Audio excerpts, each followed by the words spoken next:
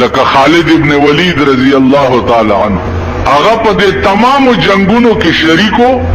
او په دې بدن باندې یو انچای زیاده سي نو چا د غشو د تورې نه وته نو یو انچای زیاده او چې مړ کېدو په کټ مړ نو الله ته التجا وکړه چې یا الله په بدن کې می انچای زیاده نشته چې د تورو د غشو نه دی وته خدای په جنگ کې د شهید نکړم چې اوس می وجنې نو دا د بے غیرتۍ په مرګ می وجنې کټو پوزي باندې خوار سره مړ کی خدای دا د بے غیرتۍ مرګ دې ماته نصیب کو کاش چې زه دې په جنگ کې قربان کړې زما عزیزانو د شهادت هغه مقام حضرت حنظله رضی الله تعالی عنہ د جنگ احد رومبنه شپه ده او د حضرت حنظله واده شوه دی او د واده رومبنه شپه ده د واده رومبنه شپه ده او ده خوب ګوري پشپه کې چې هغه چې په چامه ما هغه محبوب زمانن د احد په میدان کې په وینو رنگ دی نو الله اکبر کو د کټ اعلان دی ټوپ کو چې د کټ ټوپ کو نو هغه ناوی رستو نه د لمن نه راونی وو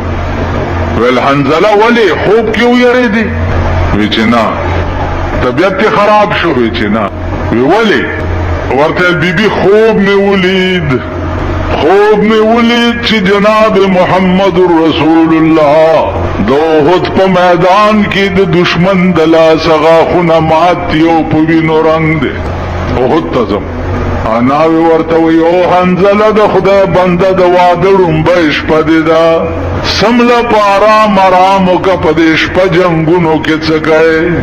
حضرت حنظله ورته وی او ناوی دی کې شک نشته چې زما د واده نن رومبه شپه ده خدا یاد لرا بی بی چې په یو زړه کې دوه مینې نه ځایږي په یو زړه کې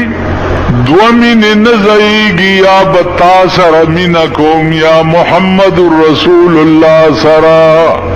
زما دې په خدای قسمی تا غوندې په زرګونو ناویانې دي زما د محبوب د خپو په خاورو کې قربان شي توره واغسته ولاړو احد ته جوړ رسیدو جنگ شروع دی او صحابه لګیا دي یو بل لګیا جناب محمد رسول الله پروت ته غاخونه مبارک مات بی بی عائشہ او بی بی فاطمه او براوړ او لګیا دي د پیغمبر نوینه پاکي د چې پیغمبر په وینو کې ګنداولې ده نو سینه واچول د کافر په جنگ باندې داسی جنگ شروع کو جس د پاسا اتیا غشی دے پسینہ کے او لگے داس نہ رو غرزید و انا للہ و انا الیہ راجعون چی جنگ ختم شو جناب محمد رسول اللہ پختنا اکڑا چالکا منخو جنگ لراغلیو نند حنظله وادو چت چل بشوی صحابہ ورطوی رازا یا رسول اللہ چد حنظله واد درتو خیم چرای وستو حنظله پخپلو وینو کے خڑو پروت سردار کونین ورطو درید استرگو مبارکو نے ڈیرے اوخے عبیدی اوی فرمائل چو حنظله وعده دیتا وی لکتا چکڑے اوچت کئی جنازہ اوچتا کا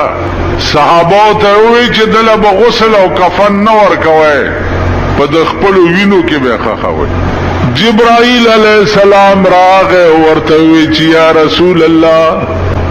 د وادړم بنای شپوا د چې جنگ لراتلو نو غسل نه وکړي نو ما ته حکم شوه دی چې نن به د جنت ملائکی حنظله ته غسل ورکړي الله نن به د جنت ملائکی جبرائیل به اوبر اوړي او د جنت ملائکی به حنظله له غسل ورکړي اوس که تاسو له الله توفیق درکړ او د جناب محمد رسول الله حدیث مویل نو په حدیث کې به وګورئ چې د حنظله روایت او نوم راځي نو هغه سره لیکلي څه حنظله غسیل الملائکه هغه حنظله چې چاته ملائکو غسل ورکړو حنظله غسیل الملائک. نو عزیزانو شهادت هغه مقام دی چې اغله غسل ورکول له ملائکه راځي. بیا نو دې میاشت کې لویه قربانی د اسلام شوه ده، لویه قربانی عظیم په 72 کسانو باندې د کربلا په میدان کې صرف په یو ټکی باندې جنگ شوه چې هغه قرآن چې زما په کور کې نازل شوه او زما د نیکه په کور کې نازل شوه دی.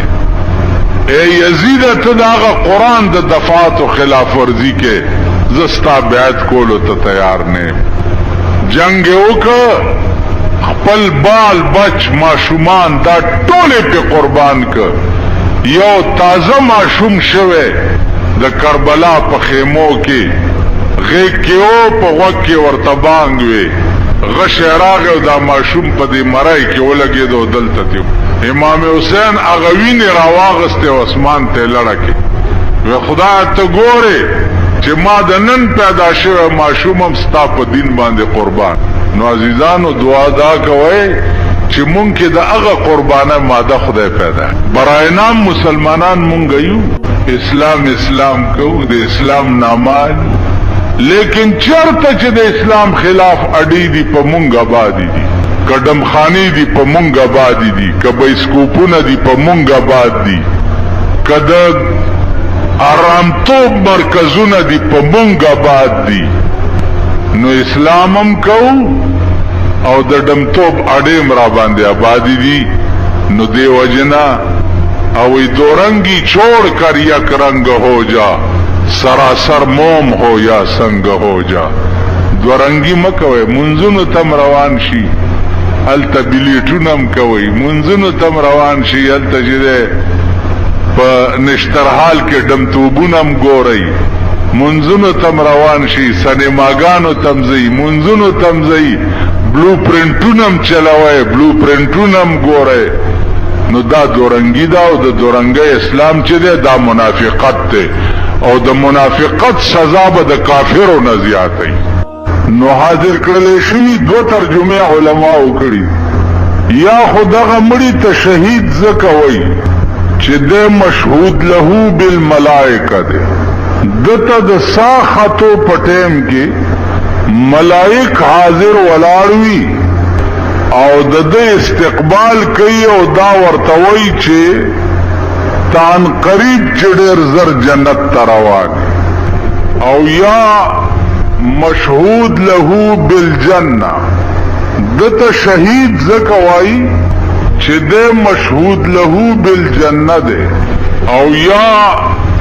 مشهود له بالجنه، دته شهید زکوای چې د مشهود له بالجنه ده. یعنی د زنکدن په وخت کې دته جنت حاضر وي. علما وایي چې د چې څو وخت کې ساوزي نو دا وخت کې دته جنت حاضر وي مخامخ، او دا ورته وایي چې دا ستا ساوتل او دا د مقام دی په جنت کې. نو گویا شهید معنا دا مشهود له بالجنه یا مشهود له بالملائکه. شهید ته شهید زکوای چې په وخت د مرګ کې یا خودته ملائکه حاضر وي او یا دته جنت حاضر. نو شهید په معنا د مشهود باندې د شهید معنا ده. او شهید چاته وای چې کوم قسم مړی هغه ته شهید وای. عزیزانو دې کې باس ډېر زیات ته هغه تفصیل کې درته نظم خلند غند معنا د شهید دادا چې شهید چاته وای من قتل بظلم، کم سره چې په ظلم قتل کړي شي هغه ته شهید وای. یو سره بے گناہ قتل کړي شي هغه ته شهید وای. بے گناہ قتل کې دام راځي چې یو سړی سره ستا جنگ دی، تا ورته کنځلو که او د کنځلو بدل کې هغه در باندې ډزو کوته مړ کې نو ته شهید دی. ځکه چې د کنځلو بدل کې ستا مرګ هغه ته روان و. یا دې پکور ډاکر آله او تا نه مال وړو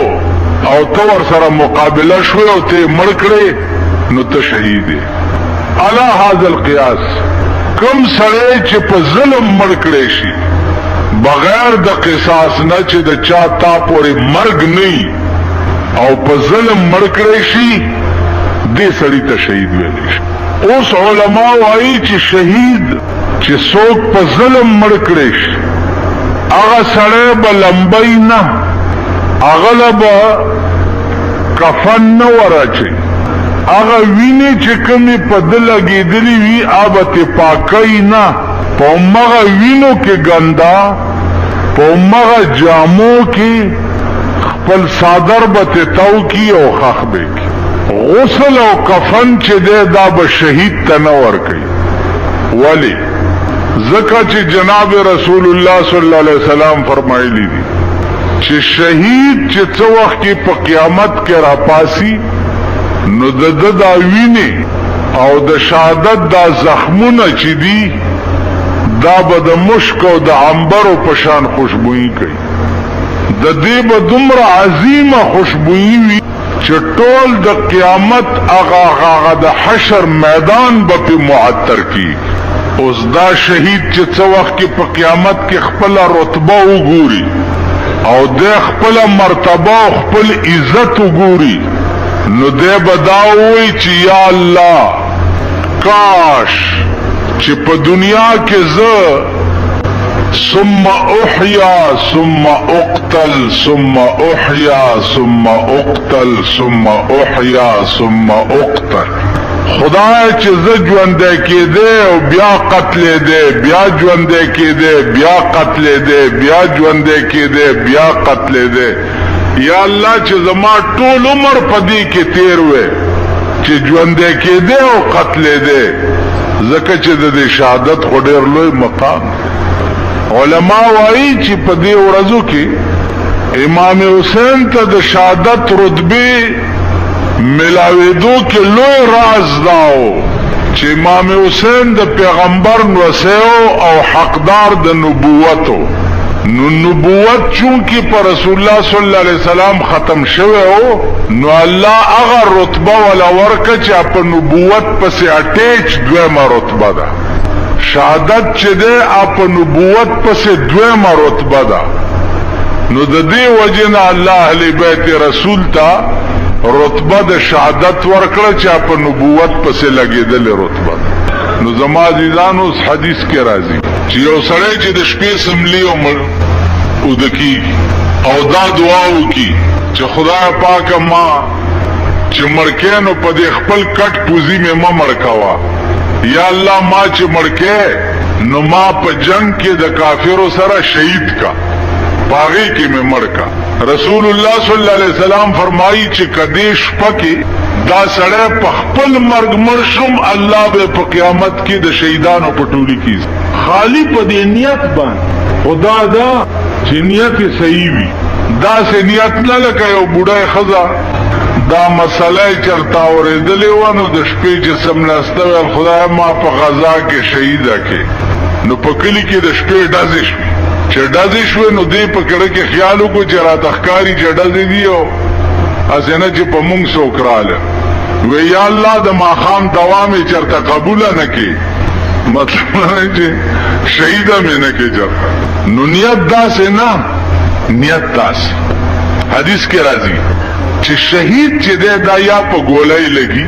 یا په توره ووالی شي یا په غشي لګي. نو دا سړی د دې شهادت د ګولۍ لګېدو یا په توره د والو یا په غشي د لګېدو درد به څومره وي.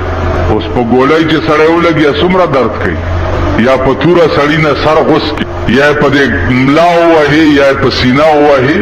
پیغمبر فرمایي صلی الله علیه وسلم چې شهید چې کومه ګولۍ باندې ولګي یا په کوم توره ولګي یا په کوم غشي ولګي د دې تورې او د غشي او د ګولۍ درد دومره نه لکه سړی کې چې ازغې نه وځي، دا درد دومره نه. نو زما عزیزانو عرض مې داو چې شهادت په اسلام کې ډېر لوی مقام، ډېر لوی مقام. دغه وجه وه چې دا مقام صحابه په سترګو لیده نو دعا به دا کوله او شوق به داو